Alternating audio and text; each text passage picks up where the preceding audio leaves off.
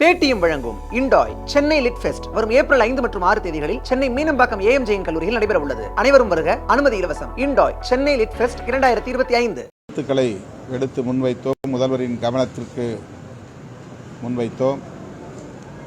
மாண்புமிகு முதல்வர் அவர்கள் தலைமை உரை ஆற்றினார். தமிழ்நாடு அரசு முன்னெடுத்துள்ள பல்வேறு முயற்சிகள் குறித்தும் திட்டங்கள் வெற்றிகரமாக நடைபெறுவது குறித்தும் விரிவாக எடுத்துரைத்தார். வருகிற ஏப்ரல் 14ஆம் தேதி சைதாப்பேட்டையில்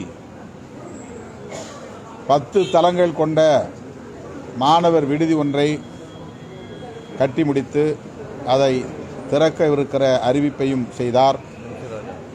எம்சி ராஜா மாணவர் விடுதி, புதிய விடுதி, 10 தளங்களை கொண்ட விடுதி, ஏறத்தாழ 500 மாணவர்கள் தங்குவதற்கான அனைத்து வசதிகளையும் கொண்ட விடுதி வருகிற ஏப்ரல் 14 புரட்சியாளர் அம்பேத்கர் அவர்களின் பிறந்த நாள் அன்று திறக்கப்பட இருக்கிற செய்தியை அறிவித்தார்.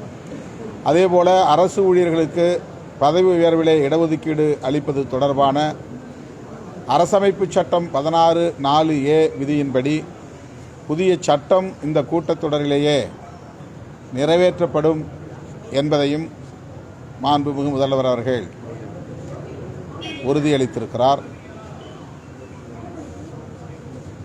தமிழ்நாடு முழுவதும் தலித் மக்களுக்கு எதிராக இழைக்கப்படுகிற வன்கொடுமைகளில்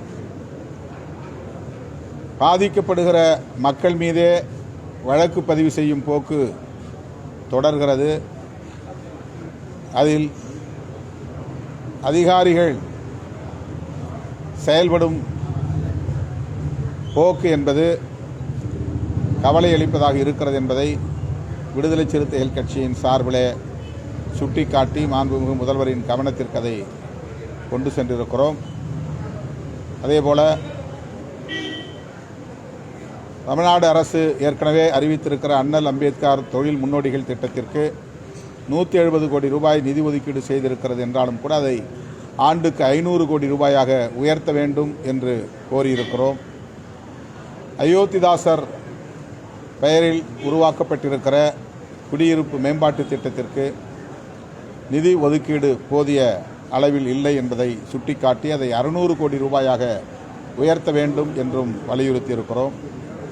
இவையன்றி கேரள பல்கலைக்கழகத்தில் இளங்கோஅடிகள் இருக்கை அமைப்பதற்கு ஏற்கனவே மாண்புமிகு முதல்வர் அவர்கள் தமிழ்நாடு அரசின் சார்பிலே 1 கோடி ரூபாய் ஒதுக்கீடு செய்திருக்கிறார். அந்த நிதி போதாது என்கிற சூழலில் 2.5 கோடி ரூபாயாக உயர்த்த வேண்டும் என்று கோரிக்கை மனு ஒன்றையும் வழங்கியிருக்கிறோம். பெரியவர் இளையபெருமாள் அவர்களின் பெயரில் சிதம்பரம் தொகுதியில் சிதம்பரம் அருகே 5.70 கோடி மதிப்பீட்டில் அவருடைய 100ஆண்டு நினைவரங்கம் கட்டி முடிக்கப்பட்டிருக்கிறது. அது தொடர்பாக இன்றைக்கு LEP அவர்களின் குடும்பத்தை சார்ந்த அனைவரும் நேரிலே வந்து மாண்புமிகு முதல்வர் அவர்களை சந்தித்து நன்றி கூறியிருக்கிறார்கள். விரைவில் அந்த நினைவு மண்டபம் முதல்வர் அவர்களின் தலைமையில் திறக்கப்படும் என்று நம்புகிறோம்.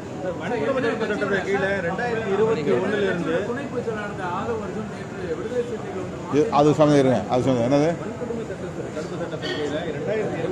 445 கேசஸ் வந்து பதிவாயிருந்தது. ஆனால் 2024 வந்து 366 அது பதிவாயிருக்கு. இது வந்து கம்பேரிட்டிவ்லி 19 விழுக்காடு கம்மியாக இருக்கு அப்படின்னு சொல்லிட்டு முதலமைச்சர் சொல்லியிருக்காரு. அதே மாதிரி கடந்த வருஷத்தை பார்க்கும்போது இந்த வருஷம் வந்து 6% வந்து கம்மியாக இருக்கு அப்படின்னு சொல்லியிருக்காரு. வன்கொடுமை தடுப்பு நடவடிக்கையில் அரசு தீவிரமாக கவனம் செலுத்தி செயலாற்றி வருகிறது என்பதை சுட்டிக்காட்டும் வகையில் இந்த புள்ளி விவரங்களை அவர் குறிப்பிட்டிருக்கிறார். அந்த வகையிலே அவருக்கு நாங்கள் எமது நன்றியை தெரிவித்துக் கொள்கிறோம். என்றாலும் கூட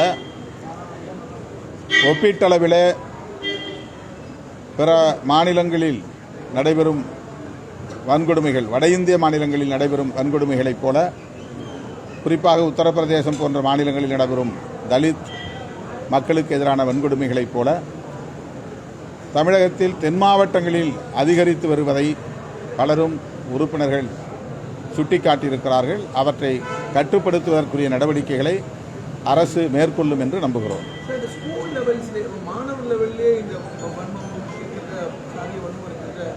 அது தொடர்பாக ஏற்கனவே நியமிக்கப்பட்ட நீதியரசர் சந்துரு அவர்களின் தலைமையிலான குழுவின் அறிக்கை தமிழக அரசுக்கு ஒப்படைக்கப்பட்டிருக்கிற நிலையில் அந்த அறிக்கையை நடைமுறைப்படுத்துவதற்கு அரசு உரிய நடவடிக்கைகளை மேற்கொள்ள வேண்டும் என்றும் கோரிக்கை விடுத்திருக்கிறோம். வேங்கையல் விவகாரத்தில் தமிழக அரசு சரியான அணுகுமுறையோட இந்த விசாரணை போயிட்டு இருக்கு அப்படின்றத பார்க்குறீங்களா? இந்த இதில் அதை பற்றி ஏதாவது டிஸ்கஷன்? ஏற்கனவே இது குறித்து நாங்கள் விரிவாக முதல்வர் அவர்களிடத்திலும் தலைமை செயலாளர்களிடத்திலும் பேசியிருக்கிறோம். எங்களுடைய அதிருப்தியை நாங்கள் வெளிப்படுத்தியிருக்கிறோம். அது தொடர்பாக சிபிஐ விசாரணை கேட்டு நாங்கள் மனு கொடுத்திருக்கிறோம். தமிழக அரசு சிபிசிஐடி கொடுத்த அறிக்கையின் அடிப்படையில் அவர்கள் உரிய நடவடிக்கையை மேற்கொள்வதாக கூறியிருக்கிறார்கள். என்றாலும் நாங்கள் எங்கள் கோரிக்கையை வழக்கம் போல வலியுறுத்தி இருக்கிறோம். ஏற்கனவே துணை பொதுச்செயலாளர் அந்த ஆள் ஒருத்தன் விசிக கொடுத்தும் கடுங்கான விமர்சனம் வச்சிருக்காரு. வேங்கவேலுக்கு போகாம எது தடுக்கிறது இருக்காரு. இன்னொரு பக்கம் வந்து மதிமுக போல விசிகவும் திமுகவை கரைஞ்சு போகும்லாம் கடுமையான விமர்சனம் வச்சிருக்காரு. ஏற்கனவே உங்களோட பயணித்து வரும். ஏற்கனவே எமது கட்சியின் சட்டமன்ற உறுப்பினர் தோழர் சிந்தனை செல்வன் மற்றும் ஆலூர் ஷானவாஸ் போன்றவர்கள் இதற்கு பதிலளித்திருக்கிறார்கள். அந்த விளக்கமே போதுமானது.